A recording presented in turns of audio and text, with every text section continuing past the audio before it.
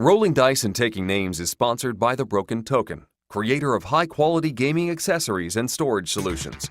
Visit them online at thebrokentoken.com. Hey y'all, it's time for another episode of Rolling Dice and Taking Names. And this is not just Radio Gaga. The guys play the game Arkham Horror 3rd Edition, where we were not the champions. Vanessa. Don't stop me now. Plus, they review Shadows Amsterdam. They are under pressure to deliver a good episode. Vanessa, What? I just want to let you know you're my best friend. You don't fool me. Welcome back to Rolling Dice and Taking Names. This is episode number 158. That's 158. I'm going slightly mad. I'm Tony. And this is Marty. And that, of course, for those who don't know, is a song by the incredible band Queen, who all have degrees, high-level degrees, kind of like me and Marty, and who have also, a movie has just come out, Bohemian Rhapsody, which there is a ton of trivia about for those of you who don't know it. But more importantly, this song is all about a recent game we got to play, Arkham Horror, and the fact that Marty went and saw Bohemian Rhapsody, and I've yet to see it, but what did you think? I rarely, if ever, ask you to pick a group or song or whatever. And this was one of those things that right after I saw the movie, I reached out to you and said, can you please pick a Queen song for this one? I didn't really care which one. And when I saw the one you picked, I thought, oh, that is so perfect with the fact that we're going to be talking about Arkham Horror, which is all about going insane. I'm Going Slightly Mad, which is a song off their last album in 91, Innuendo. That is correct. Right before Freddie Mercury passed away. So we went and saw the premiere of Bohemian Rhapsody, me and my entire family, on Thursday night. This is one of those movies that if you're a Queen fan, Tony, I highly recommend going to see. It is very well done. You'll learn a lot about the band, and the guy who played Freddie Mercury was absolutely spot on. He did an incredible job. I've been watching the trailers in the movies for I don't know, I guess 6 months. And when it first hit, I said, wait a minute, that looks like, really? They did a movie? I didn't even know this movie was coming out. So I have been waiting patiently for this movie to hit the theaters, and I am very excited. I cannot wait to see it. Matter of fact, to build up to this, I've been watching a lot of YouTube, and the video for I'm Going Slightly Mad, that is one weird video. They did a lot of weird ones, but even this one was kind of strange. You know what? I can't picture what that video was about. It's all black and white. Freddie's dressed up. It was just very strange. I don't remember. I don't remember it when it originally came out. I get this channel now on AT&T Uverse that's called Axis. Do you get that channel? I do not. All right. So I did not know I got this channel. It plays various concerts and documentaries about various bands. Mm-hmm. And they just recently had, for an hour-long show, they did where Queen went to Budapest. It was amazing. Freddie was incredible, and that was to have been at that concert after the wall fell. Oh, amazing. Yeah, and it's one of those things that is, as a Queen fan, I was really sad when the movie is over. Basically, it's not really spoiling anything. It takes you through Live Aid. Oh, okay. And then does one of the things where it tells you kind of what happens to the band through the years. And for those who don't know, Freddie Mercury died of HIV-related pneumonia. And the thing is he found out that he had AIDS in 87, but didn't publicly come out with it until 91. Mm-hmm. And in fact, he didn't publicly announce it until 24 hours before he passed away. Right. And I remember that year distinctively because I was working where you work now, Tony. I was working at what was then Duke Power. And I was in Pittsburgh for a month-long training session on the rod control system of a nuclear plant. Which could be a very exciting game on how to move rods up and down and keep a reactor from blowing up, just speculating. Exactly. So I was stuck in Pittsburgh in February in the middle of winter. And this album came out, and I had a rental car, and I said, I got to have some music or something. So I went and bought this album. And it was a cassette because the rental car had a cassette player. And everywhere I went, I listened to that album. And it's one of those things that it doesn't get a lot of recognition. It's one of those that wasn't greatly critically acclaimed or anything like that, but it's a solid album. It's kind of a throwback to their older stuff, but I loved it. And when he passed away in November, it really bothered me. And then I went back and listened to Innuendo, and the last song that they did on that album, The Show Must Go On. Wow, it's like he knew that was probably his last album, and the last song that he put on the album was The Show Must Go On, which is, it's just hard to listen to. In fact, on Friday last week after the movie, I was starting to listen to Innuendo, and it's just all these rushes of memories of 91 and all this. I couldn't even get to the album because it was just so flippin' depressing. There have been very few celebrities that when they passed away kind of affected me. Mm-hmm.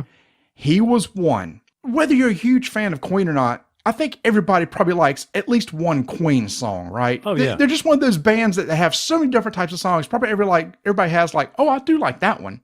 Oh, yeah. I completely agree. And everybody, even if you don't know the words, you pretend you know the words to We Will Rock You. You know, buddy. Blood on your face. Big disgrace. Singing We Will. Yeah, exactly. Everybody can do at least a little bit of that song.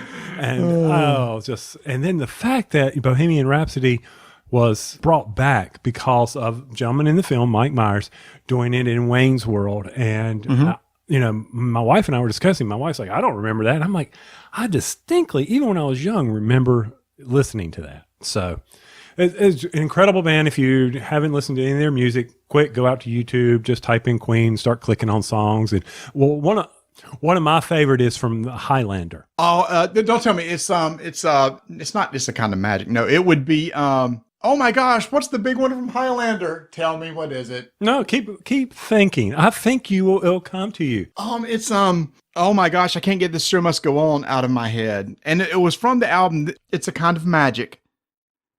Who Wants to Live Forever? That's it. Ta-da! Ta-da! And it's one of those things, we grew up with Queen, you know? It was like they were there when we were born, and then they were with us for decades, and they never changed band members, which was amazing, which is unheard of. So I'm sorry, I know we've gone a lot about Queen, but I was so torn up over that movie. It's like, please do a Queen song, because I just kind of want to give a tribute to them. And Brian May is an amazing musician. And what's so funny is the guy who played Brian May in the movie looked more like Brian May than the guy who played Freddie Mercury. Really? Me and Adam were like, holy crap, they couldn't have got a person that looked any more like Brian May, who's the guitarist. You know, I was talking about celebrities who affected me when they die. The three other people that when they passed away, I was like, oh, that hurt. One, I think was around 91 or 92 when Jimmy Valvano passed away. Okay. It was like 92 or 93. He's the basketball coach for NC State. Jim Henson. That's one that when he passed away, who did the Muppets, Sesame Street and all that, kind of really bummed me out. I didn't realize it. And the most recently of all people, Harold Ramis. Oh, Ghostbusters. Yes, Director. Ghostbusters and so many movies from the 80s. It was like all these people kind of affected my childhood in some sort of way. And when they were gone, it was just kind of sad for them to go. And it's interesting. Here, you like your little travel stories. I was in London when David Bowie passed away. And you talking about a country going into mourning. It was sad. It was sad to be there and see all the memorials, and the TV stations and radio stations did nothing but play David Bowie songs all day long. He was a big deal to me too, but just not to the effect that like Freddie Mercury was. So that's enough depressing stuff right now, but thank you for picking a Queen song. It's they'll always be one of my favorite. And all weekend long, we've been saying, hey, Alexa, play some Queen for us. There you go. And you talk about the Live Aid at Wembley, to be the band that followed Queen after that performance, you're screwed. You were so, that was, if mic drops had been invented back then, boom, that's it. Live Aid's over, y'all. Just send your money in later. I mean, amazing. I will say, if you go see the movie, go read articles that fact check the movie, because there's stuff in there that they really changed. Even when the movie was over, I looked at Vanessa and going, something doesn't add up on the timeline in their story. And I went and looked it up myself, and I went, yeah, I knew they did. They took some dramatic liberties. Well, they should. After you watch it, go fact check it, because it's not exactly accurate. And you really need to know what really happened. Last tidbit, because you brought it up. When Michael Myers did the movie for Wayne's World, originally the script had the scene in the car. They were doing it to Guns N' Roses. Welcome to the Jungle. Mike Myers said growing up, he always had banged Bohemian Rhapsody. He said, no, I've got to do Bohemian Rhapsody. And Lorne Michaels, who was from SNL, who produced the movie, said, no, it's going to be Guns N' Roses. And Mike Myers said, you know what? It's either Bohemian Rhapsody or I'm walking off the set. And Lorne Michaels said, let me get this straight. You, who've never done a movie, who may never do another movie again, is willing to walk off this movie over a song? And Michael Myers went, yep. And Lorne Michaels said, all right, must mean that much to you. So they made it Bohemian Rhapsody and history was made. Yep. Boom. There it goes. So let's liven things up. If you're a member of the Rolling Dice and Taking Names Pod Pledge backers and you're over on our Slack channel, lighten your mood over there because our good buddy TR Knight, who does a lot of editing on rule books, has just recently posted a GIF of two squirrels doing push-ups. Wait a minute. I just pulled it up. Oh my heavens. Now, for those of you who don't know. Oh my gosh, that's hilarious. So over in our Podge Pledge backers channel on Slack, Marty has dropped some bomb about having to do push-ups or a 100 push-up challenge or something. I don't know what the devil they're talking about. They've set up this tracking. We've got a hashtag RDTN death by push-up that's fixing to happen. I don't know what all that's about. Some other thing. I'm trying to catch up on all this. But Marty, what the heck? Push-up? What? It's the holidays, Tony. And during the holidays, I put on weight every stinking year. Well, duh, who doesn't? I know, but after Halloween, I got on the scales and I went, no. I need to do something physical to try to at least control the weight, at least not try to gain. And it's one of those things that years ago when I started running, it's like, I could never run a 5K. Well, I found a program, and guess what? I eventually ran a 5K. Congrats. Thank you. And then I thought to myself, you know what? There's no way I could ever do 100 push-ups at a time. I found a program over the weekend that said, here's a 6-week program to work towards doing 100 push-ups. So I made a little video and posted it and said, hey, would anybody like to join us? And a ton of people have said, you know what? I'll take part of that challenge. Nobody wants to gain weight over the holidays. And so there's a website called 100pushups.com where there's a program that you can follow to work up towards over the course of 6 weeks of trying to get to 100 push-ups in a row. Now, it doesn't guarantee it, but guaranteed you'll be able to do more push-ups than right now. So today's the first day it started. And in our Pod Pledge backer channel, which people can join if they want to, they can go to podpledge.com/RDTN, and there's a backer level for joining that channel, which I highly recommend doing. Somebody came up with the hashtag RDN death by push-ups. Today was the first day. I've posted my picture, used the hashtag, and then I'm going to be saving this squirrel gif, and it will be on Twitter probably later on tonight. Okay, well, that's great. Y'all enjoy that. I wish I could participate, but not going to happen. Why not? I just no. I can't. Why? I'm just happy to wake up, get in my car, drive to work, do my 20 minutes of walk. You're a fit person. Don't you want to get more fit? Maybe back in my 20s and 30s. I'm 50 years plus right now. What's 100 push-ups going to gain me? Is that going to help me mow my grass better? No. Is it going to help me lift my 11 cubic yards of mulch I had to move this weekend? Maybe. I was going to say, yeah, probably. Can I tell you 11 cubic yards of mulch is a lot of stinking mulch? Oh my gosh. I'm trying to picture in my head what 11 cubic yards would look like, and that's a lot of mulch. There will be a picture as part of our splash page when we release the podcast of what 11 cubic yards of mulch. Basically, a standard square in a driveway is 10 by 8. Right. So think of 4 of those covered in mulch about 5 feet high. And I was like, and Donna's like, well, why didn't you just get 15? I'm like, because I'd probably die at 11 and a half. So I'm good here at 11. So I got all my mulch down, spreaded. But the good news is all that mulch is keeping me from having to mow a little extra land. And it was free. Oh, well, I had to pay $95 in shipping, and they delivered it for me, but it was free because of all the hurricanes. Whoa. There's free mulch out there to be had? If you lived in Charlotte, they have the mulch centers, and they post them for free. Oh, my gosh. Yeah. You can get up to 15 cubic yards. It was for a week. It was free. Normally, it cost you, I forget how much.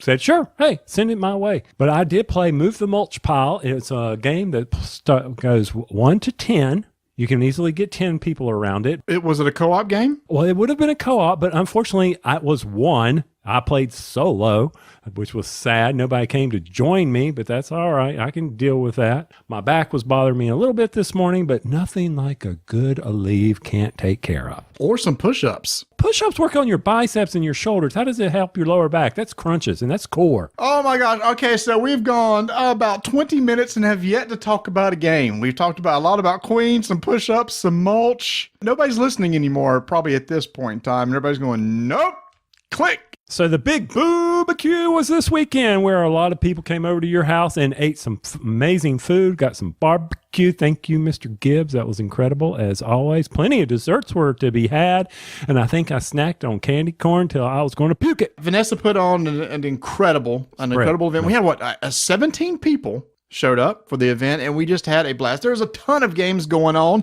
One of the biggest ones was designer Richard Launius, who designed the original Arkham Horror, was here to teach us Arkham Horror 3rd Edition, which we'll be talking about later.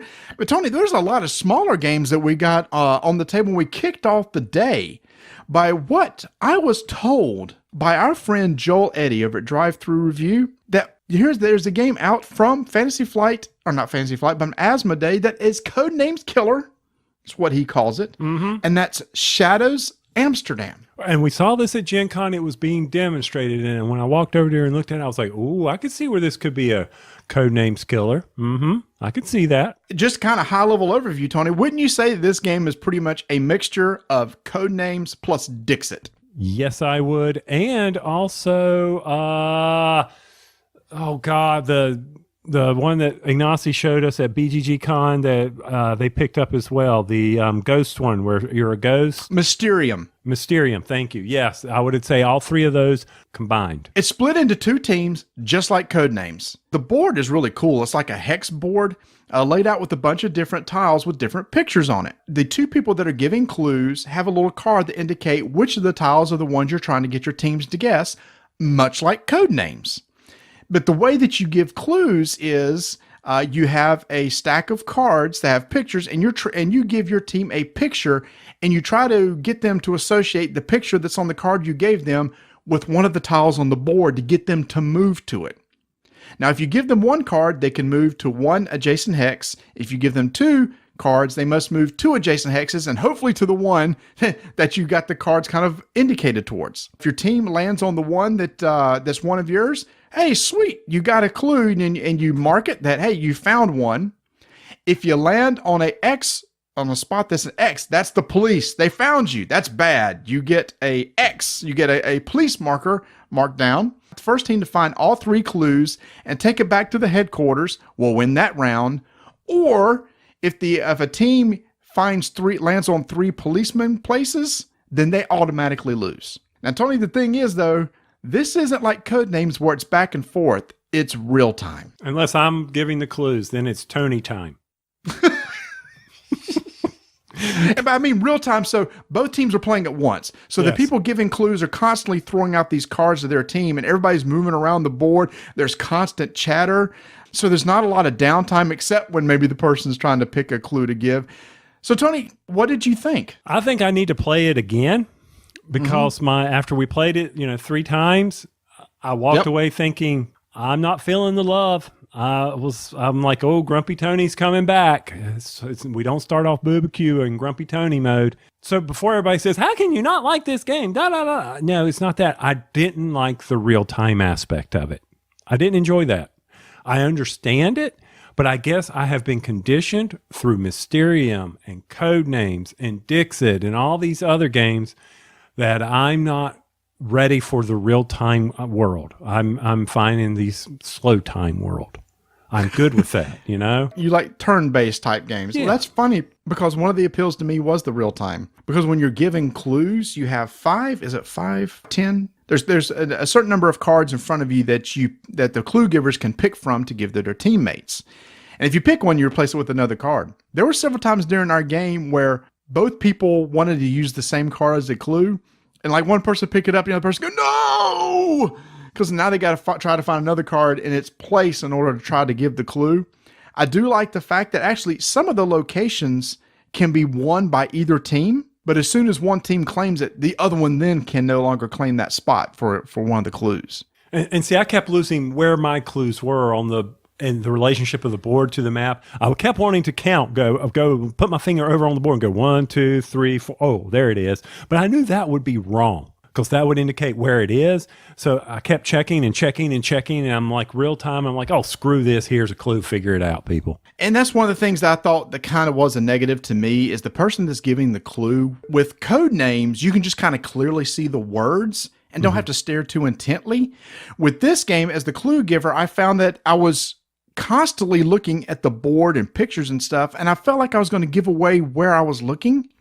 And likewise, the teams constantly look at the board, and you can almost get clues from where they're looking at the board that might can help you out. Right. So with code names, it was easier just kind of take a quick glance at the board and then play the game. Here, you're constantly looking at the board, and to me, it was hard to not give away certain places I was looking at, which kind of knocked it down a little bit for me.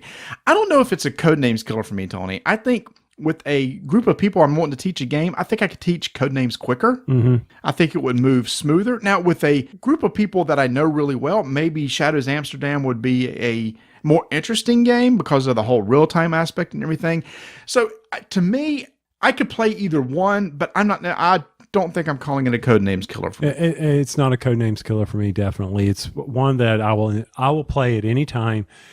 But this is one where I would probably, normally in codenames or Mysterium or any of those, I am happy to be the clue giver. Here, I would not be as excited or jump towards the opportunity to be a clue giver. I would rather sit back and harass the clue giver than anything.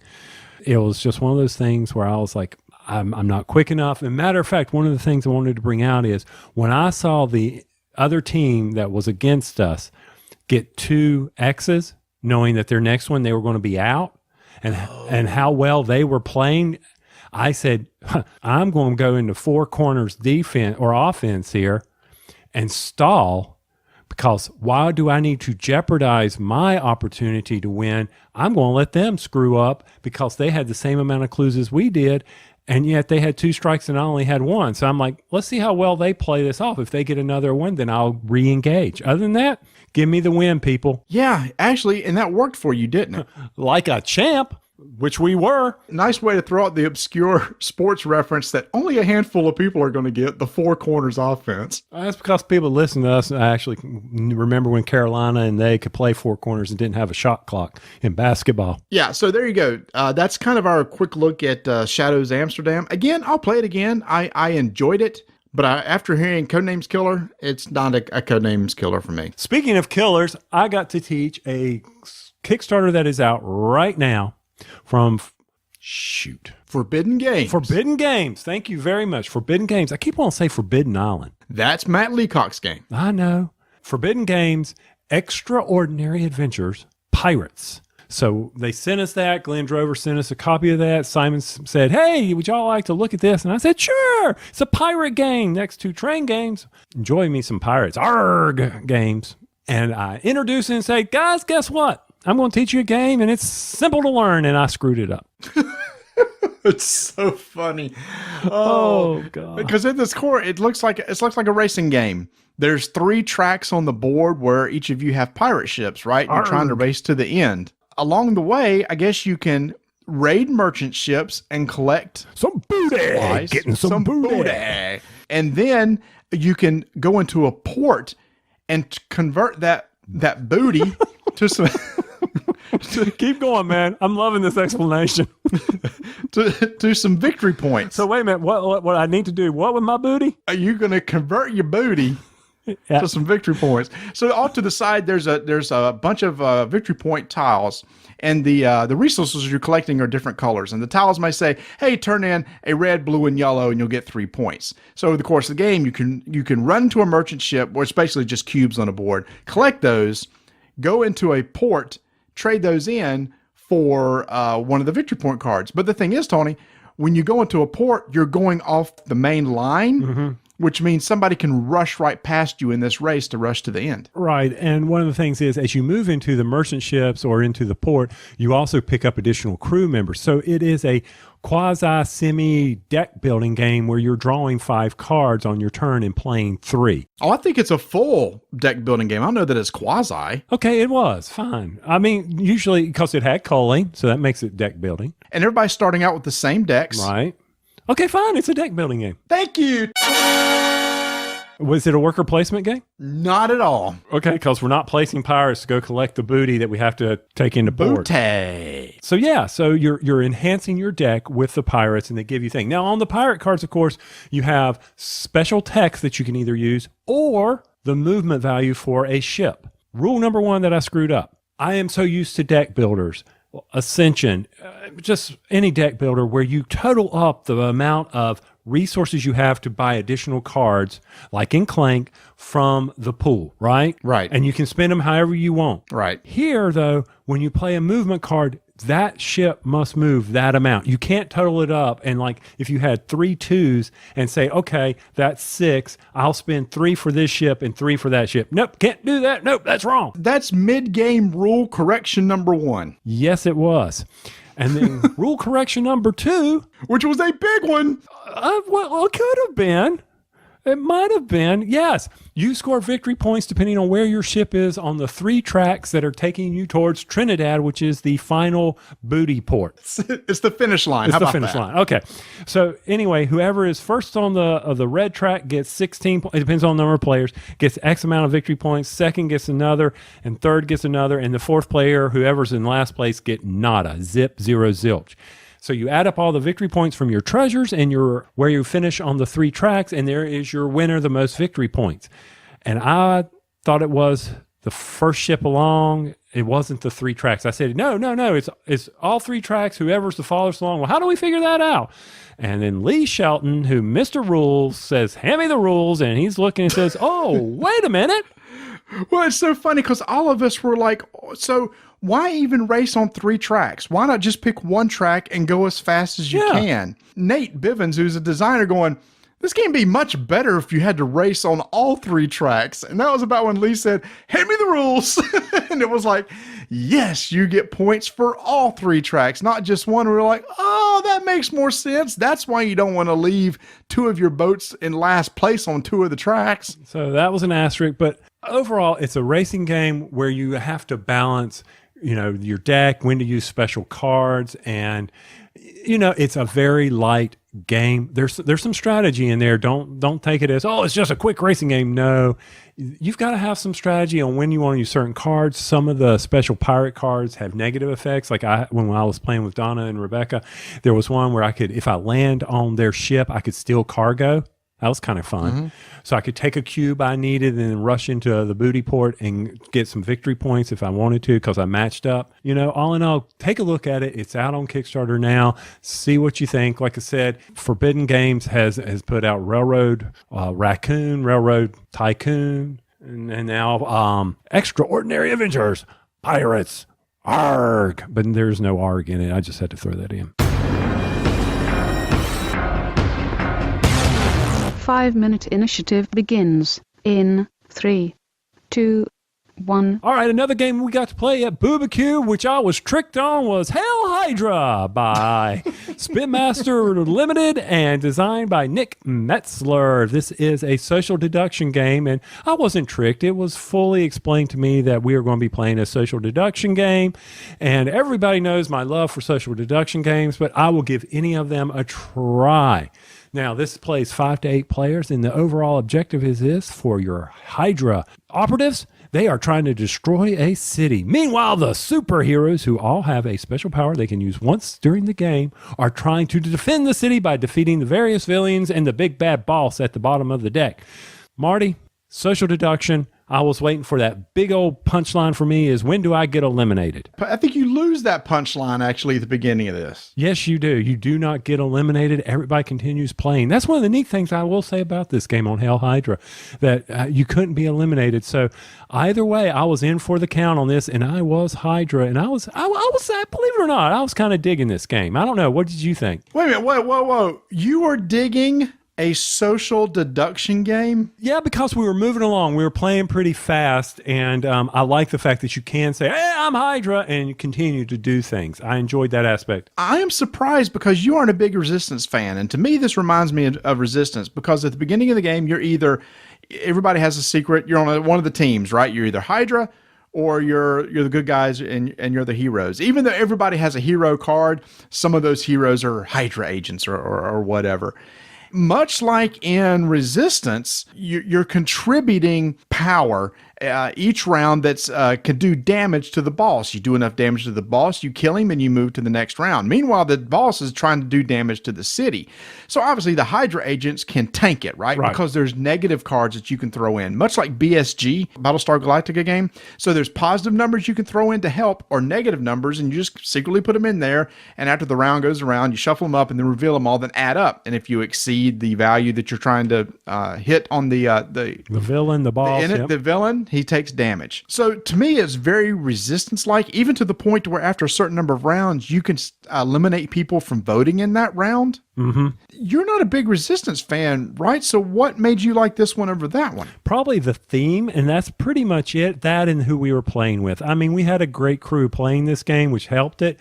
But I did see one thing come out from a gentleman by the name of Pete Schreier, where he kept talking a lot. And anytime you talk a lot in any type of these social deduction games, I immediately say, hey, you're bad because you're trying to throw everybody off.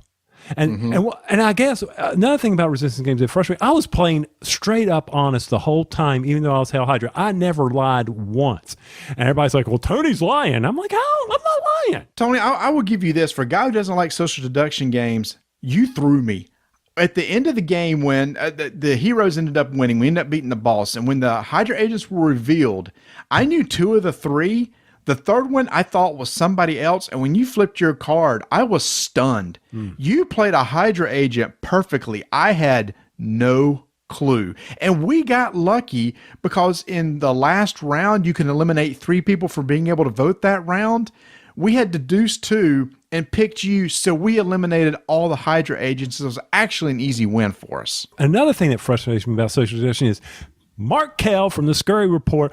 Well, McCree gave me a bad one. Mark, I had a card that said I had to eliminate all my positives. Of course I gave you a negative card, you fool. And Yeah, and that's one of the cool things about it is each of the superheroes have a special ability. And during your turn, you can use that special ability. One of them is like, get rid of all your cards or do something special. So every game, you can play somebody different.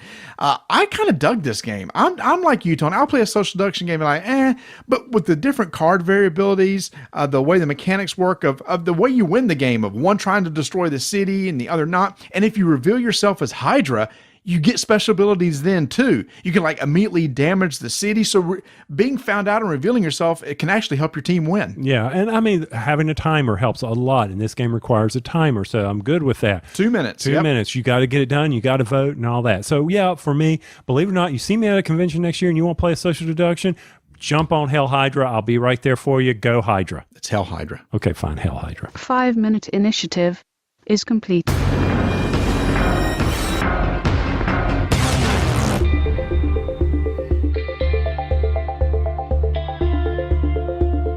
We've been teasing about miniaturemarket.com big Black Friday sale where they're doing what all other stores are doing. That's right. They're going to have their Black Friday sales early. That's right. They're going to put 2,000 games on sale called Round 1 coming up quick. I do believe it's the 13th of November, right when this drops. So if you haven't already been out to the site, you might be a little late there because it's going to be huge. I tell you, biggest sale of the year. They're going to have some of the lowest prices you've ever seen on board games. But as always, they're going to come back with Round 2, which is later. It's on 11/22, and they're going to have some relief from the map restrictions. That's right, y'all. Be sure to check it out because on Round 1, you can definitely buy them and hold them for shipping. Round 2 comes, buy you some more, get that free shipping. Once again, be sure to check it out at miniaturemarket.com.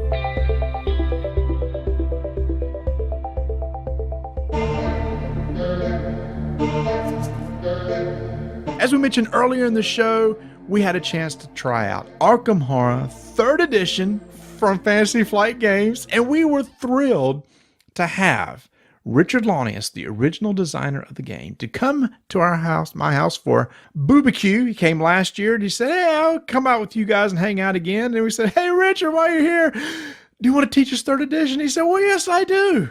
So he sat down with us, Tony, and taught us and ran the game of Arkham Horror 3rd edition with us. How special is that, Tony? Not many people can say Richard Launius taught them how to play that game. I know. Man is amazing. His enthusiasm for the game continues. But what's the beauty of this? If you've played Arkham Horror, if you've played Eldritch Horror, you've got the base concepts down.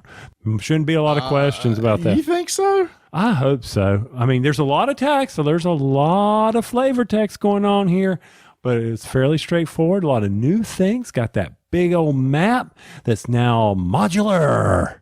Yeah, and that's one of the big differences in this game is the fact that with like Eldritch Horror and Arkham Horror, you had a static board. Arkham Horror was based in like the city of Arkham and areas around it.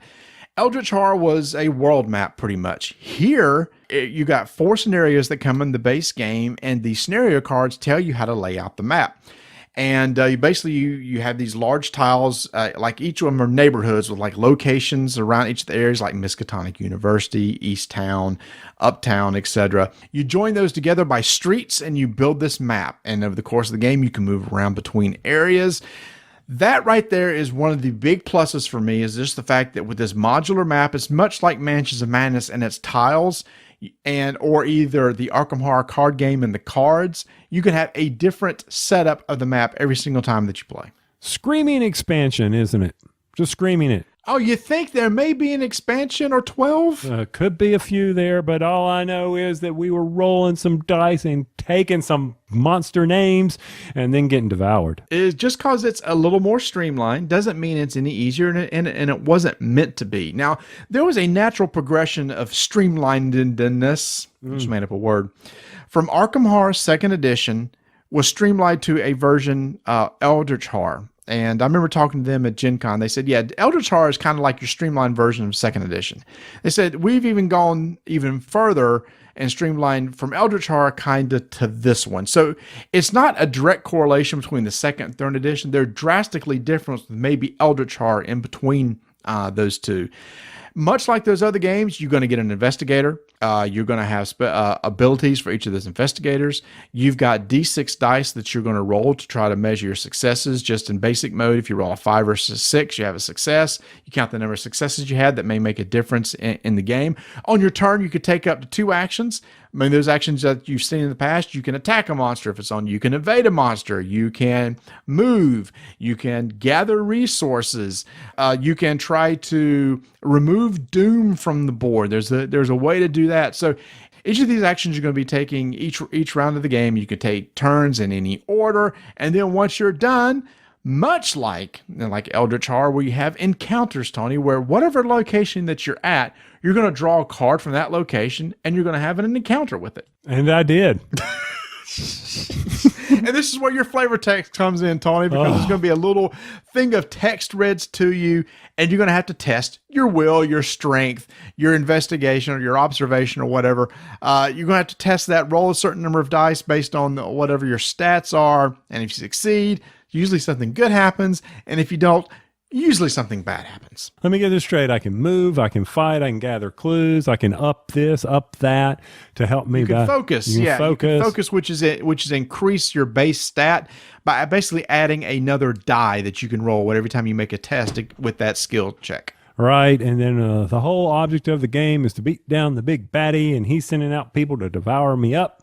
And the way I'm doing that is if certain tokens get on him, doom tokens, then the end of the world is coming. If I gather enough clues, I can beat him down for a final battle, which we didn't see. I guess that's how the game ends. Is that how the game ends? Yeah, somewhat. But here's the thing. The beauty of this is with scenarios, every scenario is different. So obviously there's going to be clues involved. Every single Arkham game is about gathering clues. And in this particular situation, situation. You went to a certain location that had clue tokens in the middle. You hoped that the encounter card that you were going to have was one of the clue cards, so you can gather that clue, and then you can take an action, a research action, another one you can do to try to move that clue token maybe over to the scenario card.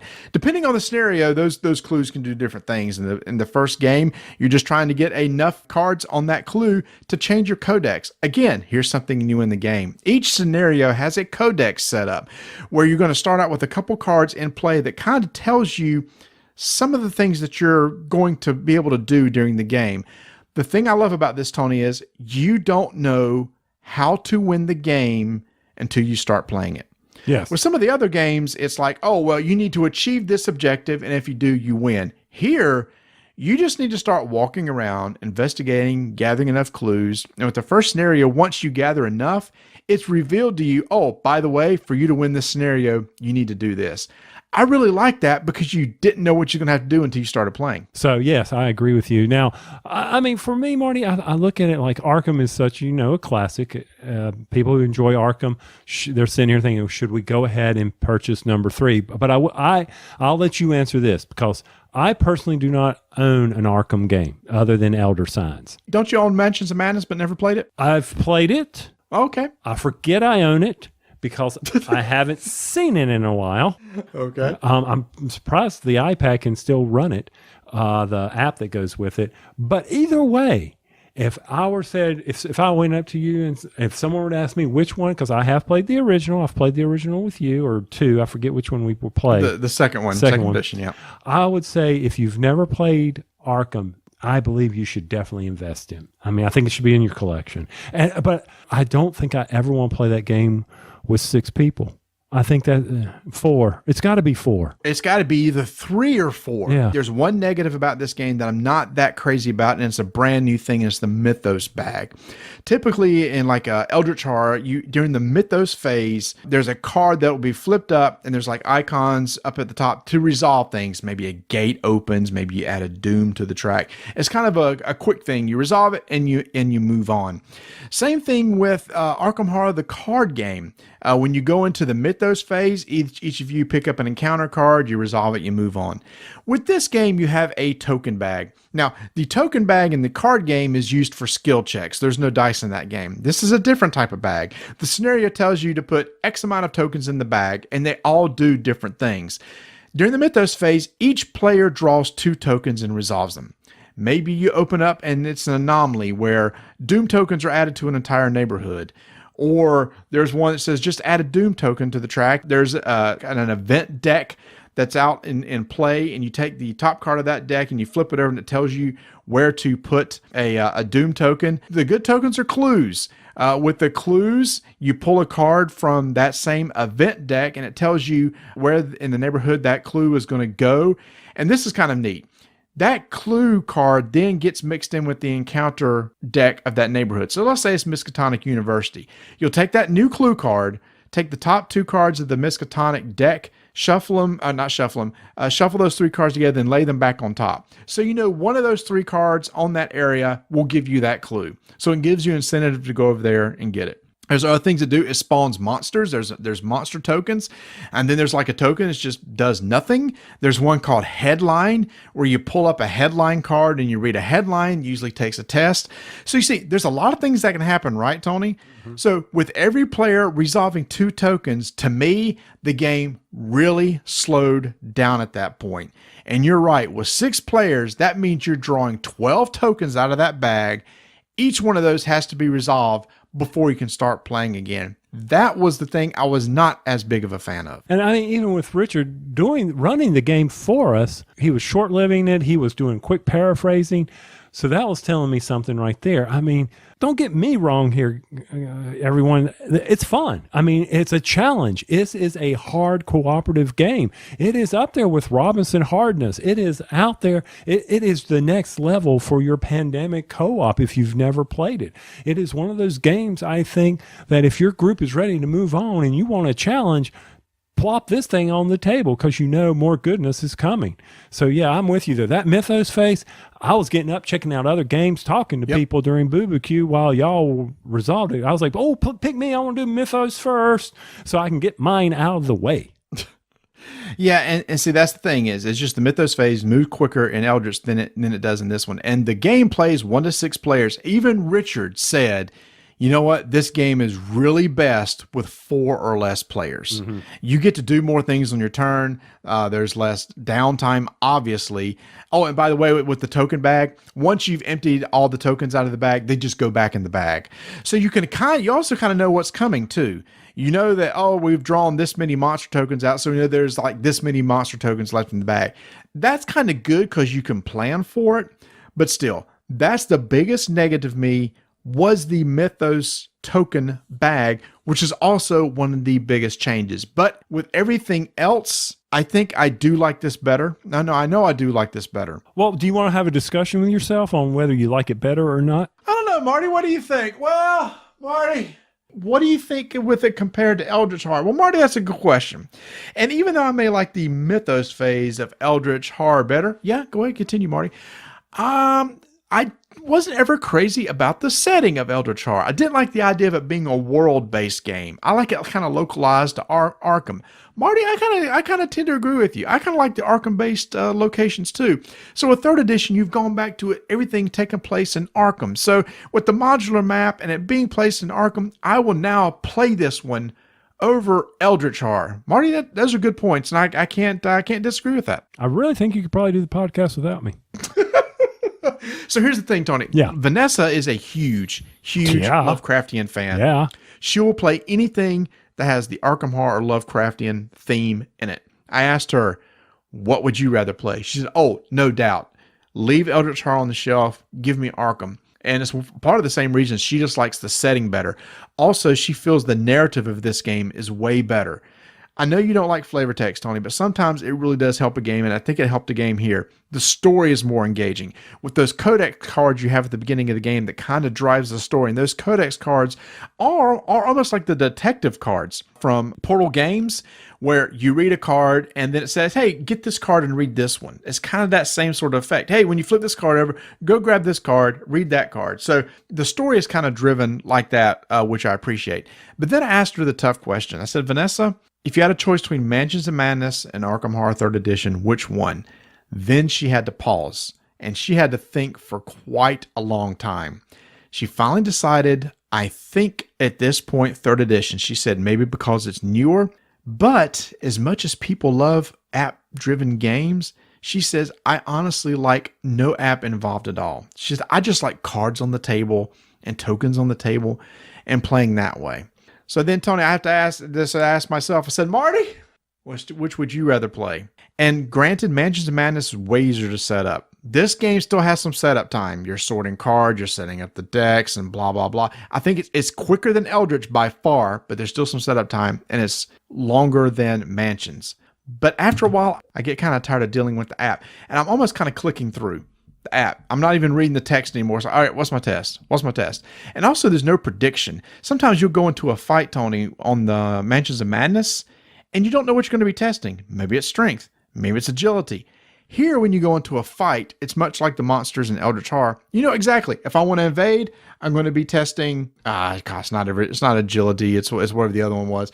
And if you're going to be fighting, you're going to be testing your strength. And you always know exactly what the fight's going to be. With Mansions, you really don't know that. So at this point in time, maybe because it is newer, I think I like Arkham more. No, I can understand that. I mean, from my side of it, I will definitely put Arkham Horror on the table, probably because my setup time is going to be the same between the two, because I still have to reattach the monsters in Mansions. Now, that is one part. Some people may like Mansions because of the miniatures. Yeah. You do have these super sweet miniatures that are fun to play with and move around. Here, it's just all card-based. All monsters are cards. All your characters are cards. So you don't have that. It doesn't maybe look as good on the table. So here's the thing. If you're a big Arkham Horror fan, you're a big Mansions fan, I think you owe it to yourself to at least try 3rd Edition. If you like Eldritch Horror, I definitely recommend trying it, see which one you like better. And you'll just have to decide on yourself, which game do you prefer between Mansions and Arkham Horror 3rd. To your point about the miniatures, there's so many third-party. I mean, Richard had all the miniatures for the investigator. You can buy all that stuff, but you're not paying for the miniatures on the upfront of this game. So you can say, hey, I like it. No, I don't like it. And then, add to it as you want to. Arkham Horror 3rd Edition, I'm glad it came out. Rich was kind of ready for it to come out. He said they've been planning on 3rd edition for a while. And Richard said that Arkham Horror 2nd edition has still made so much money year after year that they just kept pushing it off. So they finally got to the point, all right, let's just go ahead and do it. And they did it. So Arkham Horror 2nd edition's gone. You can't buy it anymore. It's done. So if you have it, and you don't get rid of it unless you just think you'll never play it again. For me, there are some nitpicky things. It doesn't really play that much shorter. Some people wanted to play short. It really doesn't. I think it is easier to teach. I'm not a big fan of the Mythos phase. But everything else, I do like more than the other games, Tony. Okay, and for me, if we're going to play a game at Halloween, I think I'm going to lean towards Arkham Horror 3rd edition as well as the game for me to drag out on the table. Fairly straightforward to teach. It's up a level from Elder Sign, which my wife loves, so I know she'll enjoy that. And it's fairly simple to understand the various tests that you're needed. And I like the aspect of the unknown on how to win at the end. So definitely give Arkham Horror 3rd edition a try, and also look at it for any potential sales because it's something you should add to your collection. And for the month of October, Tony, it was the #1 selling game at Miniature Market. No shock here.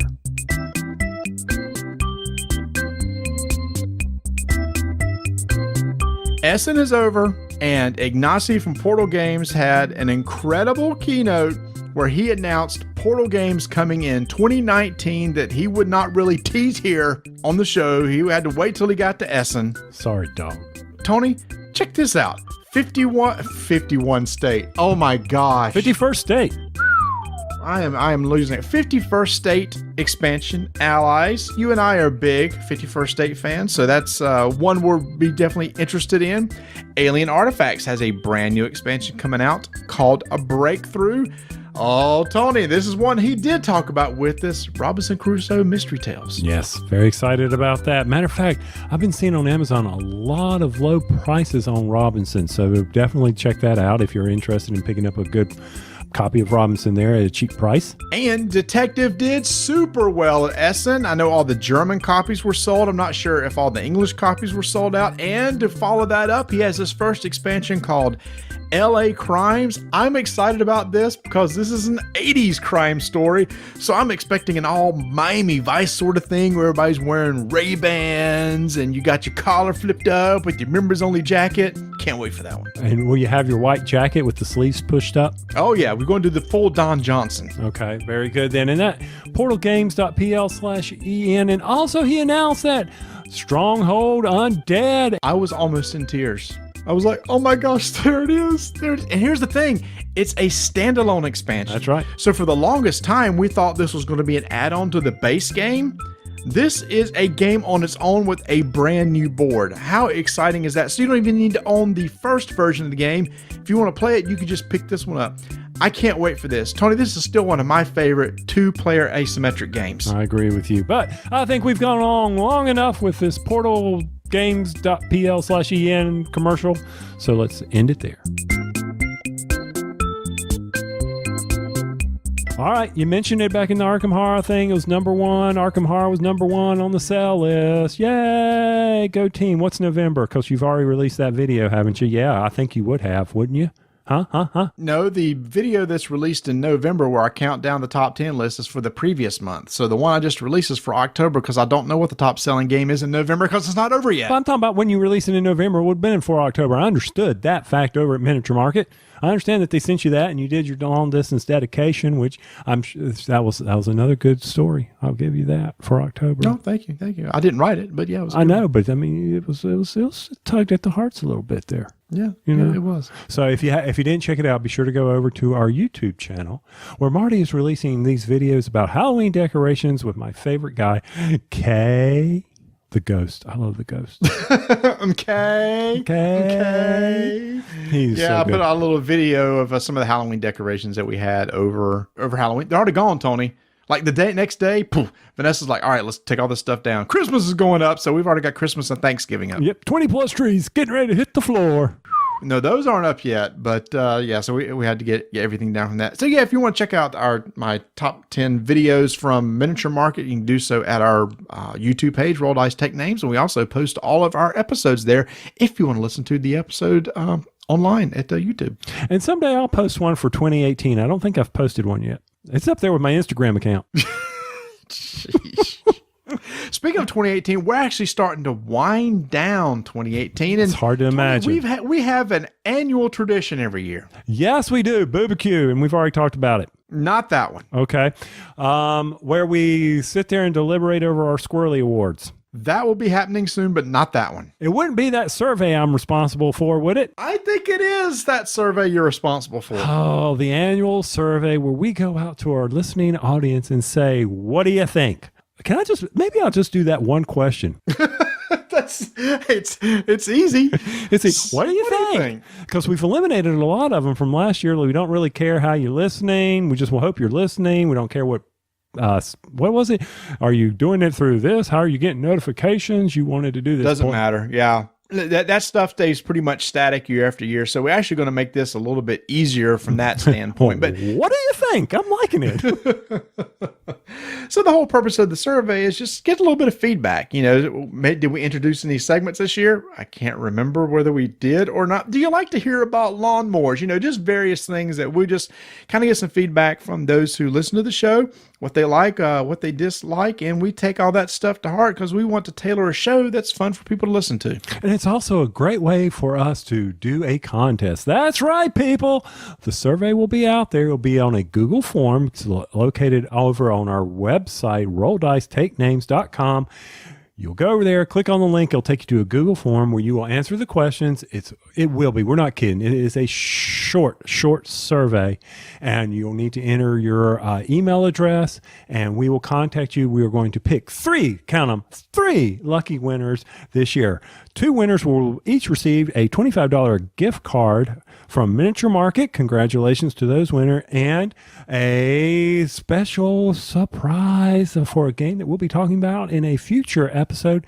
Impact, the brother of Strike, has finally arrived. That's right. That's right. And we finally have the dice game that I've been waiting for, where a theme really matters. I'm letting everybody stop laughing. We'll talk about it in the next show, but that's right. You will have the opportunity to win Impact. However, I will say that this game will be cheaper than if we have to ship it across seas. So this is for our U.S. audience. So when I select, I will make sure that U.S. resident will get that game. And then the $25 gift cards will go to anybody from Miniature Market. Dice in a bowl is no more. That's right. Elements in the universe. And I'm all into this theme, Tony. This is it. This is the winner. I can't see how dice are gladiators, but I can see how dice are elements. Are we going to swap roles here? Are you going to stand up for elements in the universe and I'm going to be like... Well, this makes total sense. You got elements bouncing off against each other, and they're colliding and they're disappearing, and you have the big bang where stuff is created. It just makes total sense. Okay, I'll let you go ahead and believe that, where it's simply you're dropping dice in a small bowl. I mean, this is the perfect size for cereal. This new stadium. No. It's like a black hole. It's like a black hole. The star at the center of the black hole is very small. It's very small and dense. That's what this is replicating. That dense core of dark energy and dark matter, where elements are combating against each other. All right, we'll talk about this on a future episode. We'll talk about this on episode number 159, which is also our episode where we're going to talk about Marty's adventures at BGG Con.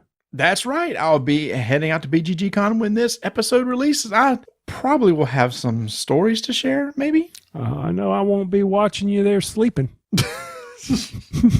Like I did for Gen Con. Thank goodness. Yep, you and Rodney Smith just laying over there, snoring it up. Meanwhile, I'm up thinking, how can we silence those two? Yeah, we are never rooming together again. Okay. That's over. I understand that.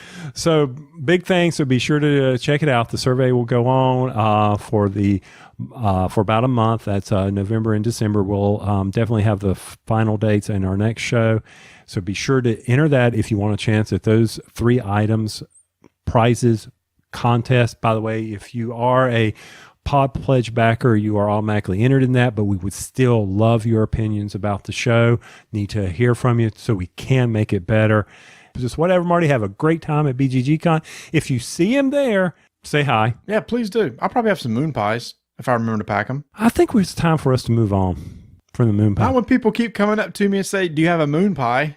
I can't disappoint them now. I know, that's true. Well, be sure to go and get you the mini moon pies. Those are easier to pack. I'll do that. I'm jealous that you're going, but while you're there, be sure to keep rolling dice And taking names. Thanks for listening. There's only a few months left in this year's Pod Pledge campaign where you can go out, earn dice, a t-shirt, or a mason jar. You can go check that out at podpledge.com/RDTN. And don't forget to join our BGG Guild 1589. We will rock you. We will rock you.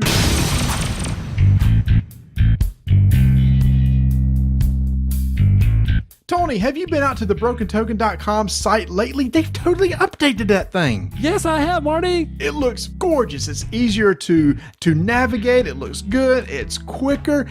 And you can go there and see what their latest items are like. You can pre-order the Founders of Gloomhaven organizer right now. They made that gorgeous Gloomhaven insert for Gloomhaven, which makes sense. It's a good reason to name it that. And Tony, you actually have that one. Yes, I do. And one of these days, we're going to get that game back out, relearn it, and play it, because we will do that.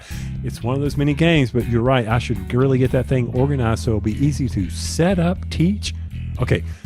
Broken Token's not letting me teach games easier. They're letting me set it up easier. Come on, Broken Token. What are you doing?